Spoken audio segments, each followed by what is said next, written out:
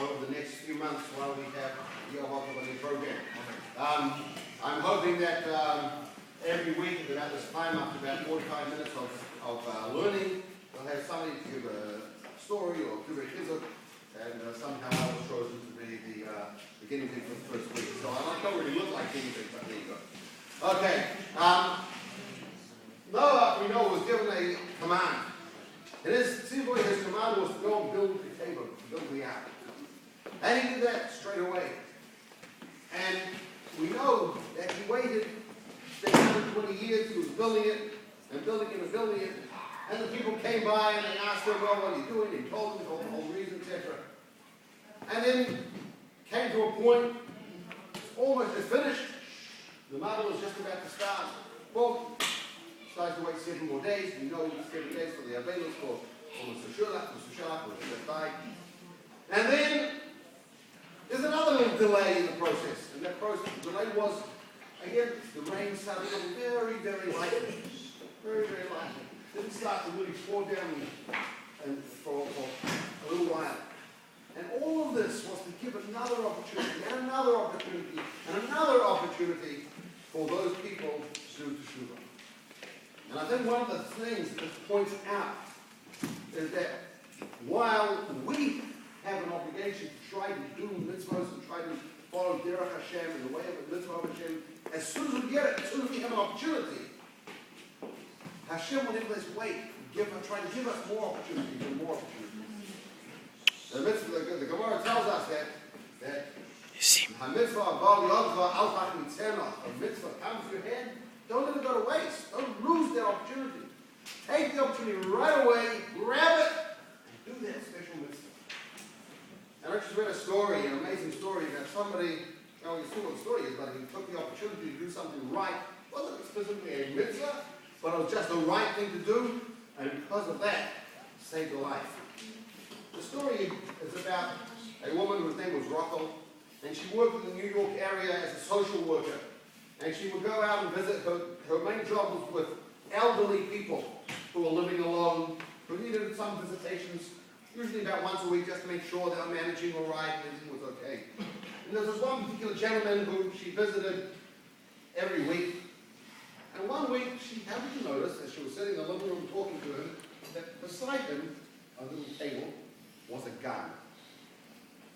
And she was a little bit taken aback. Number one, she'd never seen a gun there before. And number two, she'd never been near a gun, was kind of a little bit worried about it. And so she said to them, excuse me, is that a gun you have here? Yeah. Why do you have a gun? Well, I've had a gun for a long time. And the reason is because I'm afraid that somebody might come in and somebody might try to rob me. So I have this gun sort of for self-protection.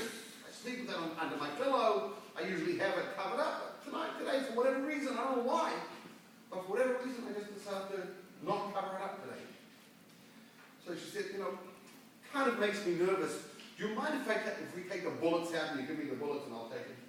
And he said, sure, no problem. He took the bullets out and gave them to her. And she put them in her pocket or her purse, whatever she had, and after the visit was finished, she went away. That kind of bothered her, the fact that he had a gun. And anything can happen. Number one, sleeping on a gun, not kind of exactly a very sort of safe thing to do. What if it goes off in the middle of the night? You turn your head a little bit, push it the wrong way, boom, the gun can go off, cuts the off. Right? She was very concerned about it. And she went home to discuss it with her husband, and she said, do you think he probably reloaded it afterwards? He said, sure. I mean, what else is he going to do? Why else do you have a gun that's unloaded? What good is it? So she wasn't due to visit him for another week. But it kept on bothering her. She thought about it that whole night. Even in her sleep, she had her dreams. And she decided the next day she's going to go back and try and take the gun from him. And that's what she did. She went back the next day and it really makes me nervous. Just think what would happen.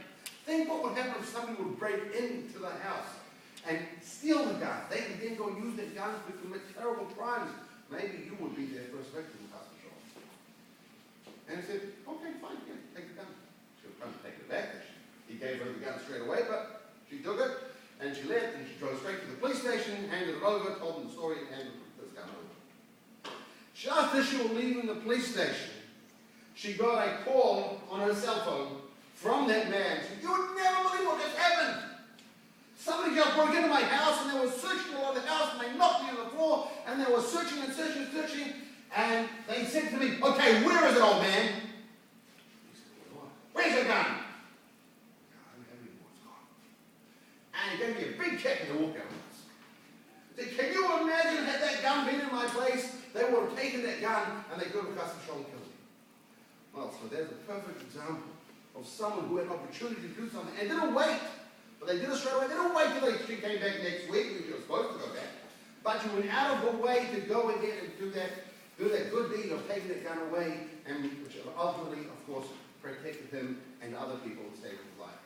So whenever we get an opportunity to do a mitzvah, whether it be learning Torah, whether it be helping our parents, whether it be doing any other mitzvah that you see somebody who may be struggling to do something and they need a bit of help, make sure you run and make sure you go do it. Even if it's a little bit inconvenient for you, even if it's out of your way. Try and do that mitzvah, and it will only be as good to you, your family, and to everybody. Thank you all very much for coming tonight. And Mr. Sherman, as I said before, we have lots of Torah over here in the coming weeks. And I think we're about to have a raffle. Is that not correct, ma'am? Yes. Yes. We are ready for